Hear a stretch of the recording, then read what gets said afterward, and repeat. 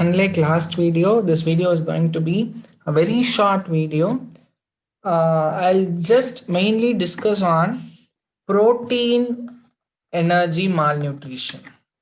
This is present in a supplementary material, and I'm able to see lots of questions coming from PEM.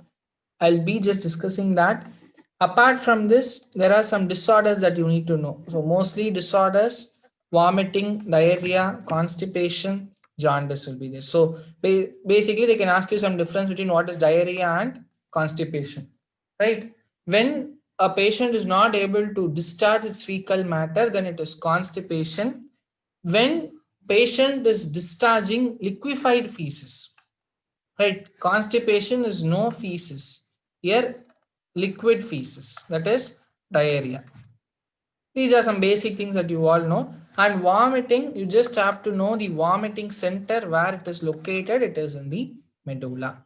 And jaundice, it is the yellowish discoloration of the skin, mucosa, sclera, and all that because of increased levels of bile pigments. Right? This is the basic thing. Nothing much significant. But protein energy malnutrition can be a question. Differences. How will you identify a patient if he is suffering from marasmus or from Kwashiorkor?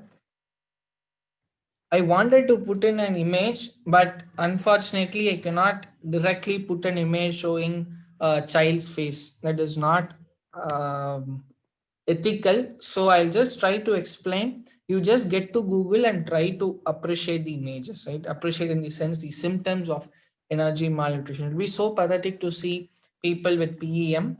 So we have got two types of PEM. One is marasmus. Another one is Kwashiorkor.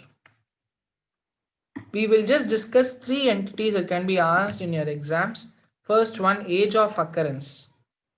Then, what it is all about. Then, what are these symptoms? Okay. Now, age, if you take marasmus, mostly infants less than 1 year. Kwashiorkor happens with children greater than 1 year. In marasmus, we have both protein and calorie deficiency.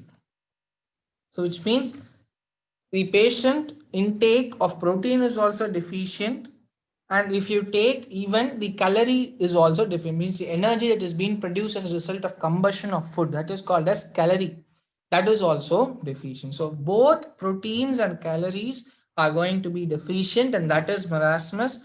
Whereas if you take here, protein deficiency is seen predominantly. Okay, we do not have calories deficiency. Another important point, this is the major point that you must know. With respect to symptoms, there can be some skin infections, there can be body weight loss, because the fat that is going to be deposited under the skin is going to be completely lost. Okay, so there is lots of fat being lost. And similarly, you can appreciate wasting of muscles, thinning of limbs.